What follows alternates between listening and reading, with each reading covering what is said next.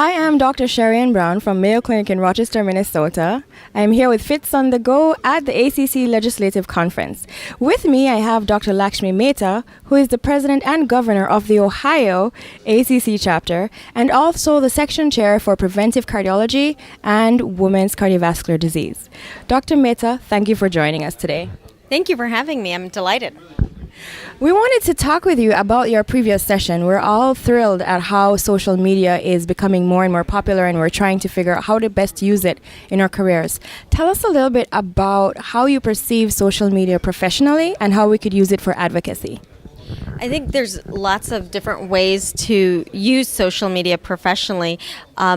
You can use it to promote your articles that you've published or your peers have published and give it a bigger space or audience, so get your message out. Social media can also be used for preventative health, so talking about exercise and diet and clarifying some questions that the general media may have on usage of certain medications has been a hot topic within the social media realm.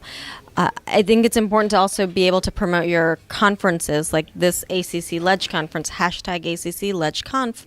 We've used that a lot, so people are aware of what we're doing at our medical meetings is very key for them to understand. In terms of advocacy, it's important as physicians to advocate for our patients and for our profession. And if you're not at the table, you're on the menu, and not all of us can take the time off to come for these conferences, but when you're tweeting about it and getting the message out, that's key.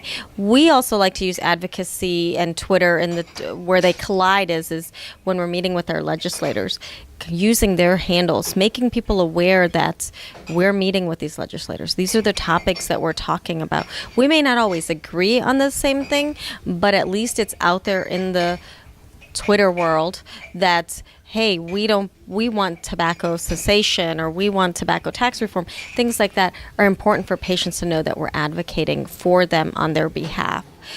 Many ways to use social media in advocacy, but you have to know how to use Twitter handles, hashtags, so that the message can reach more people is very vital.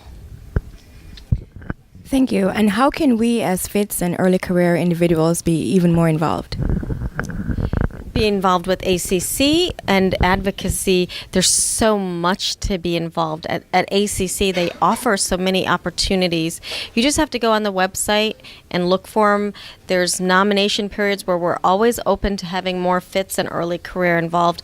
Getting involved in the sections is key. From an advocacy standpoint, ACC offers opportunities for FITs and early career to get involved and to meet with the legislators, learn from the leaders at this conference. But many early career, if it seems overwhelming, just meeting at your state chapter and meeting with your state legislators is such a simple and easy way. Advocacy is not everyone's cup of tea. It was certainly an acquired taste for me. I know when I first started a decade ago, I didn't know what to do. It was out of my comfort zone.